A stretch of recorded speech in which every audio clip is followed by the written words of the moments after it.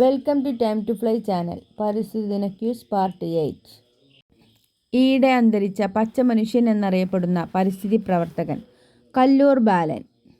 ഈയിടെ അന്തരിച്ച പച്ച മനുഷ്യൻ എന്നറിയപ്പെടുന്ന പരിസ്ഥിതി പ്രവർത്തകൻ കല്ലൂർ ബാലൻ. സിംഹവാലൻ കുരങ്ങിൻ്റെ ശാസ്ത്രീയ നാമം മക്കാക്ക സെലനോവ. സിംഹവാലൻ കുരങ്ങിൻ്റെ ശാസ്ത്രീയ നാമം മക്കാക്ക സെലനോവ. പരിസ്ഥിതി സംരക്ഷണത്തിനായുള്ള ഗ്രീൻ ക്രോസ് സ്ഥാപിച്ചതാര്? മിഖായൽ ഗോർബച്ചേവ്. പരിസ്ഥിതി സംരക്ഷണത്തിനായുള്ള ഗ്രീൻ ക്രോസ് സ്ഥാപിച്ചതാര്? മിഖായൽ ഗോർബച്ചേവ്. നഖങ്ങളുണ്ടെങ്കിലും വിരലുകളില്ലാത്ത മൃഗം ആന. നഖങ്ങളുണ്ടെങ്കിലും വിരലുകളില്ലാത്ത മൃഗം ആന. കേരളത്തിലെ ഏക ആന പരിശീലന കേന്ദ്രം കോടനാട്, എറണാകുളം. കേരളത്തിലെ ഏക ആന പരിശീലന കേന്ദ്രം എറണാകുളം ജില്ലയിലെ കോടനാട്. അമോണിയ നേരിട്ട് ആഗിരണം ചെയ്യുന്ന സസ്യം നെല്ല്. അമോണിയ നേരിട്ട് ആഗിരണം ചെയ്യുന്ന സസ്യം നെല്ല്. ഔഷധ സസ്യങ്ങളുടെ മാതാവ് കൃഷ്ണതുളസി. ഔഷധ സസ്യങ്ങളുടെ മാതാവ് കൃഷ്ണതുളസി. പുല്ലുവർഗ്ഗങ്ങളിൽപ്പെട്ട ഏറ്റവും വലിയ സസ്യം മുള. പുല്ലുവർഗ്ഗങ്ങളിൽപ്പെട്ട ഏറ്റവും വലിയ സസ്യം മുള. ഏറ്റവും വേഗത്തിൽ വളരുന്ന സസ്യം മുള. ഏറ്റവും വേഗത്തിൽ വളരുന്ന സസ്യം മുള. ഹരിത സ്വർണം എന്നറിയപ്പെടുന്ന സസ്യവും മുളയാണ്.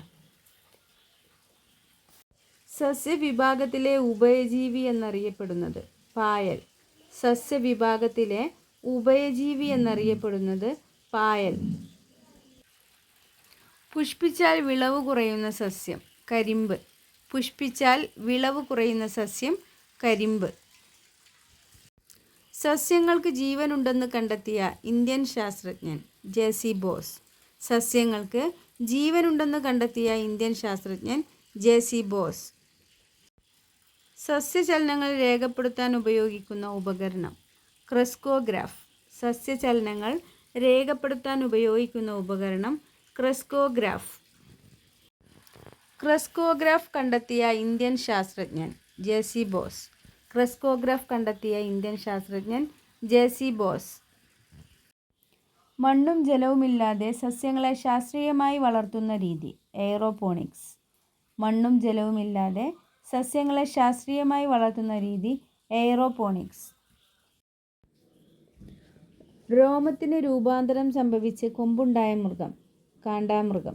രോമത്തിന് രൂപാന്തരം സംഭവിച്ച് കൊമ്പുണ്ടായ മൃഗം കാണ്ടാമൃഗം. ആന കഴിഞ്ഞാൽ കരയിലെ മൃഗങ്ങളിൽ ഏറ്റവും വലിയ മൃഗം കാണ്ടാമൃഗമാണ്. ആന കഴിഞ്ഞാൽ കരയിലെ മൃഗങ്ങളിൽ ഏറ്റവും വലിയ മൃഗം കാണ്ടാമൃഗമാണ്.